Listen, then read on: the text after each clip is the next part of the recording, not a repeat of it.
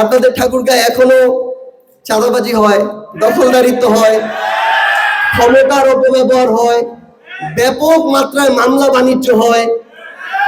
মামলা দেওয়ার আগে ফোন দিয়ে বলে যে নাম না দিতে চাইলে টাকা দেন, নাম দিয়ে দেওয়ার পরে বলে নাম কাটানোর জন্য টাকা দেন, এরপরে যখন নাম কাটানো হয় না তখন বলে জামিন নেওয়ার জন্য টাকা দেন। এই চক্রটা পুরো বাংলাদেশেই চলছে। বাংলাদেশে একটা অভ্যুত্থান হতে হয়েছে এবং যেই ধারা আবারও শুরু হয়েছে, আগামীতে এটার প্রয়োজনীয়তা আবারও আসতে পারে। আপনাদেরকে যা দেখানো হয় সেটা রাজনীতিবিদদের লেন্সে হোক, সরকারের লেন্সে হোক, দেশের বাইরের লেন্সে হোক, তার সবকিছু সত্য নাও হতে পারে, অনেক ক্ষেত্রে সত্য না। কিন্তু আপনাদের গুরুত্বপূর্ণ কিছু কাজ হচ্ছে, আমরা যেন কোনো একটা জিনিসের উপরে একদম অন্ধ বিশ্বাসটা করে ফেলি। সেটা যদি দেশের প্রথম সারির একটা মিডিয়া হয় তাও না, সেটা যদি দেশের অন্যতম সেরা একজন রাজনীতিবিদ হয় তাও না। এই মুহূর্তে আমরা দেশে এবং দেশের বাইরে অসংখ্য প্রোপাগান্ডা সেলকে অ্যাক্টিভ দেখি।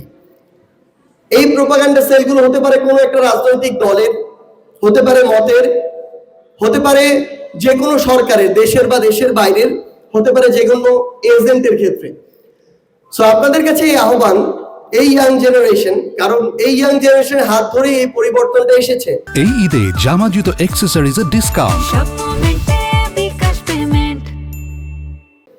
লিড নিয়েছিল এই ইয়াং জেনারেশন, যারা স্পেশালি ইউনিভার্সিটি স্টুডেন্ট, পরে কলেজ স্কুল জয়েন করেছে।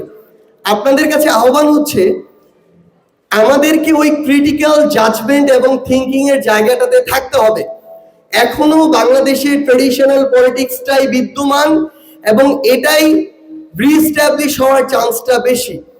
কিন্তু আমাদেরকে ওইখানে একটা প্রতিবন্ধক হিসেবে দাঁড়াতে হবে। আমি আপনাদেরকে বলতে পারি, বাংলাদেশে যদি অভ্যুত্থান না হয়, একটা বিপ্লব হতো, বিপ্লবী সরকার হতো, তাও আমাদের আকাঙ্ক্ষিত সকল পরিবর্তন সম্পন্ন হতো না। এত বড় একটা চেঞ্জ কোনোদিন কয়েক মাস বা 2-1 বছর হয়ে যায় না। কিন্তু আমরা যদি প্রতিবন্ধক হয়ে না দাঁড়াই, আবার ওই সিস্টেমগুলো রিএস্টাবলিশ হবে, এটা হওয়ার সম্ভাবনা খুবই প্রবল। আপনাদের ঠাকুরগাঁর কথাই চিন্তা করেন। আপনাদের ঠাকুরগাঁয়ে এখনো চাঁদাবাজি হয়, দখলদারিত্ব হয়, ক্ষমতার অপব্যবহার হয়, ব্যাপক মাত্রায় মামলা বাণিজ্য হয়।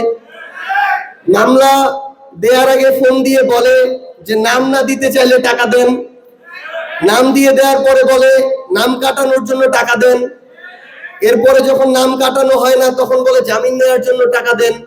এই চক্রটা পুরো বাংলাদেশেই চলছে।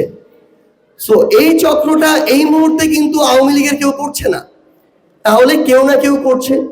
তাহলে যারা করছে, আমি যদি তাদেরকে এস্টাবলিশ হতে দেই, সে শেখ হাসিনার চেয়ে, সে বা তিনি বা তারা শেখ হাসিনার চেয়ে এই মুহূর্তে বেশি শক্তিশালী না।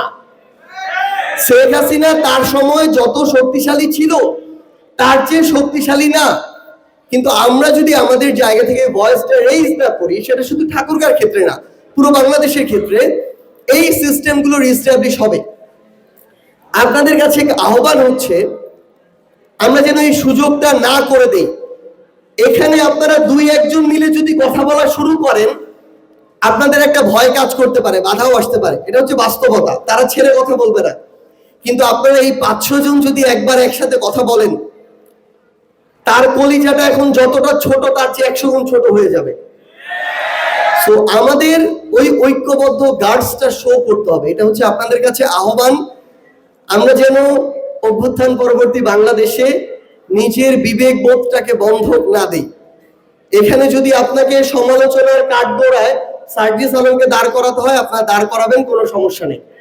কিন্তু একইভাবে যে কাউকে, সে যে রাজনৈতিক দলের হোক, যত শক্তিশালী ব্যক্তি হোক না কেন, তাদেরকেও এই যৌক্তিক সমালোচনার কাঠগড়ায় দাঁড় করানোর মতো সাহস আমাদের থাকতে হবে।